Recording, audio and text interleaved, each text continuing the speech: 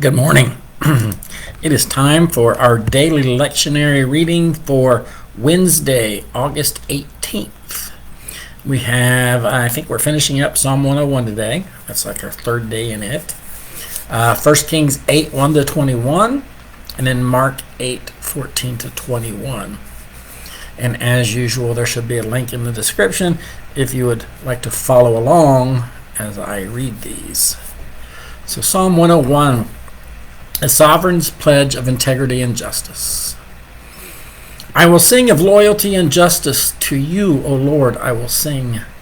I will study the way that is blameless. When shall I attain it?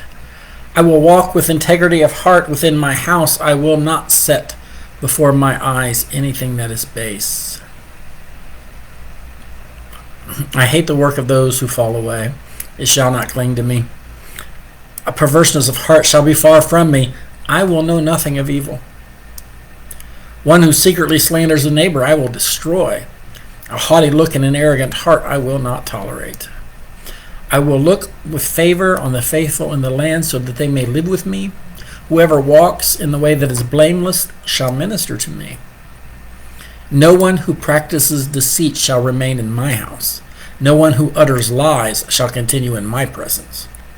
Morning by morning I will destroy all the wicked in the land, cutting off all evildoers from the city of the Lord. Now we have 1 Kings 8, 1 to 21. This is the dedication of the temple. So we've had descriptions of the palace, we've had descriptions of the Solomon's temple. Now we've got the dedication of the temple. And I hope you all enjoyed the videos that I posted yesterday on Facebook about the temple, with the artist rendering and a 3D rendering of what they think it would look like. I thought they were very informative and entertaining, so I thought I would share them. I hope you found them that way as well. So then Solomon assembled the elders of Israel and all the heads of the tribes, the leaders of the ancestral houses of the Israelites, before King Solomon in Jerusalem to bring up the ark of the covenant of the Lord out of the city of David, which is Zion. All the people of Israel assembled to King Solomon at the festival in the month of Ethanim, which is the 7th month. And all the elders of Israel came, and the priests carried the ark. So they brought up the ark of the Lord, the tent of meeting, and all the holy vessels that were in the tent. The priests and the Levites brought them up. King Solomon and all the congregation of Israel who had assembled before him were with him before the ark, sacrificing so many sheep and oxen that they could not be counted or numbered. And then the priest brought the ark of the covenant of the Lord to its place in the inner sanctuary of the house, in the most holy place, beneath the wings of the cherubim. For the cherubim spread out their wings over the place of the ark, so that the cherubim made a covering above the ark and its poles. These are wings. The poles were so long that the ends of the poles were seen from the holy place in front of the inner sanctuary, but they could not be seen from the outside. They were there to this day. There was nothing in the ark except the 2 tablets of stone that Moses had placed there at Horeb, where the Lord had made a covenant with the Israelites when they came out of the land of Egypt. And when the priests came out of the holy place, a cloud filled the house of the Lord, so that the priests could not stand to minister because of the cloud, for the glory of the Lord filled the house of the Lord. And then Solomon said, "The Lord has said that he would dwell in thick darkness. I have built you an exalted house, a place for you to dwell in forever." Then the king turned around and blessed all the assembly of Israel, while all the assembly of Israel stood. He said, "Blessed be the Lord, the God of Israel, who with his hand has fulfilled what he promised with his mouth to my father David, saying, since the day that I brought my people out of Israel out of Egypt, I have not chosen a city from any of the tribes of Israel in which to build a house, that my name might be there. But I chose David to be over my people Israel. My father David had it in mind to build a house for the name of the Lord, the God of Israel. But the Lord said to my father David, you did well to consider building a house for my name. Nevertheless, you shall not build the house. But your son who shall be born to you shall build the house for my name. And now the Lord has upheld the promise that he made. For I have risen in the place of my father David. I sit on the throne of Israel as the Lord promised, and I have built the house for the name of the Lord, the God of Israel. And there I have provided a place for the ark, in which is the covenant of the Lord that he made with our ancestors when he brought them out of the land of Egypt. Nice speech.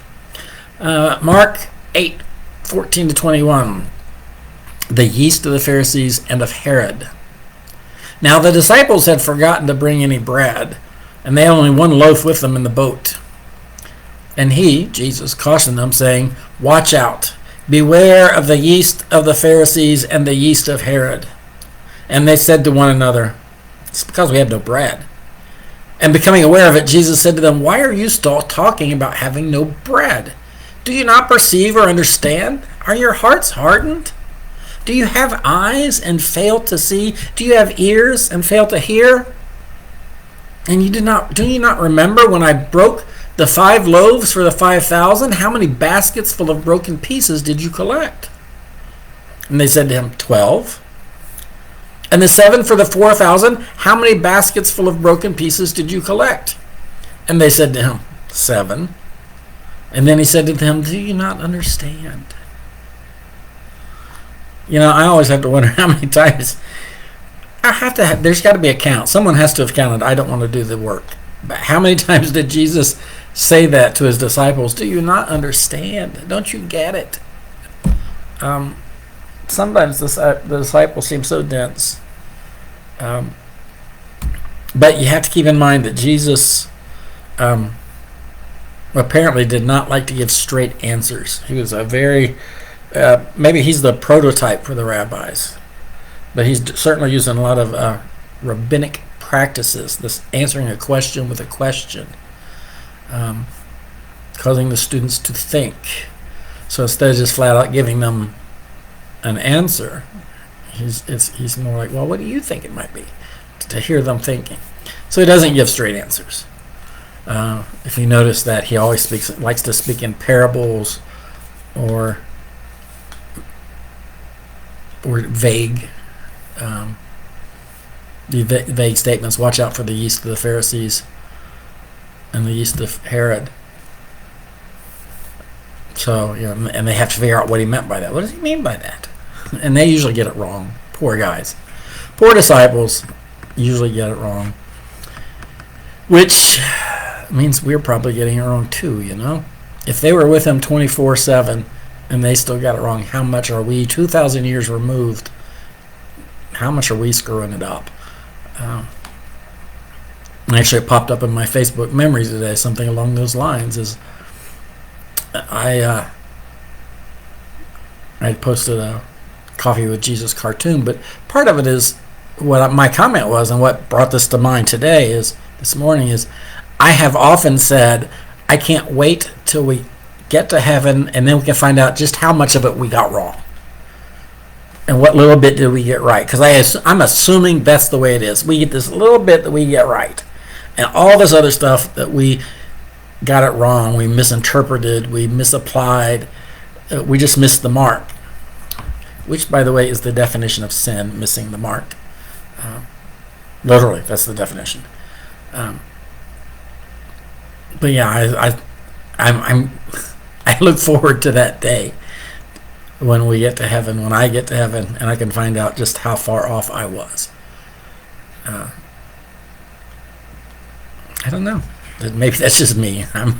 I can be a little odd, I guess. That's enough for today, guys. We're like 9 minutes in. I'll see you tomorrow. Bye.